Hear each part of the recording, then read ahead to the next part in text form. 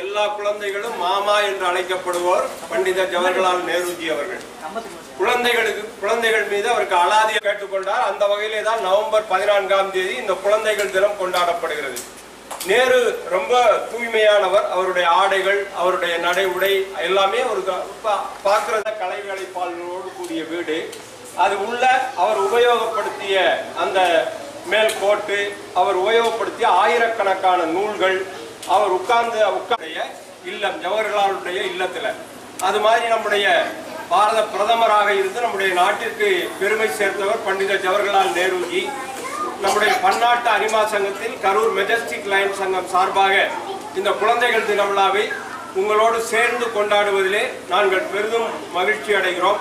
உங்களுக்கெல்லாம் இனிப்பும் எழுது பொருட்களும் வழங்கி உங்களோடு ஜவஹர்லால் நேருஜி அவர்கள் எவ்வாறு நாட்டும் உயர வேண்டும் என்பதுதான் எங்களுடைய இந்த நேருஜியினுடைய பண்டித ஜவஹர்லால் நேரு அவர்களுடைய குழந்தைகள் தின செய்தியாகும். எனவே அந்த வகையிலே உங்களோடு இந்த விழாவை கொண்டாடுவதிலே நாங்கள் பெரிதும் மகிழ்ச்சி அடைகிறோம். இப்ப எல்லாருமே அந்த பேசுறாங்களா?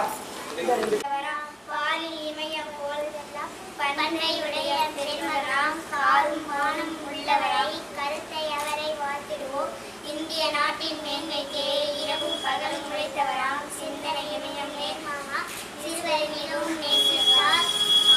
அண்ணல் காந்தியின் உள்ளத்தில் அருமை நேரம் இடமிட்டார்.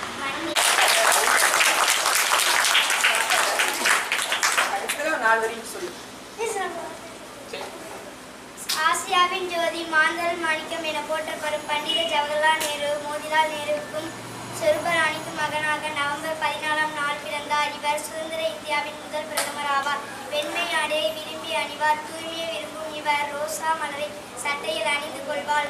மலரை போன்றே அவரது உள்ளமும் மென்மையானது. அவர் குழந்தைகளிடம் கொண்டிருந்த ஆழ்ந்த பற்றின் காரணமாகவே தமது பிறந்த நாளை குழந்தைகள் தினமாக கொண்டாடுமாறு கூறினார்.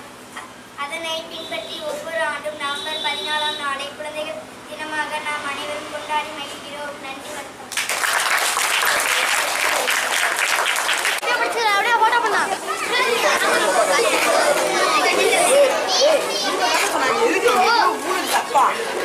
பலூன் ஊதறதுக்கு இவ்வளவு சத்தமா?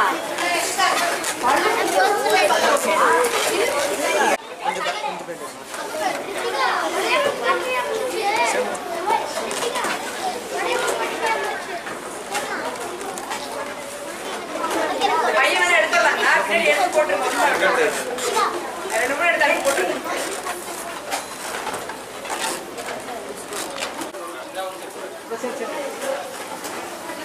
உடஞ்சு பாருங்க.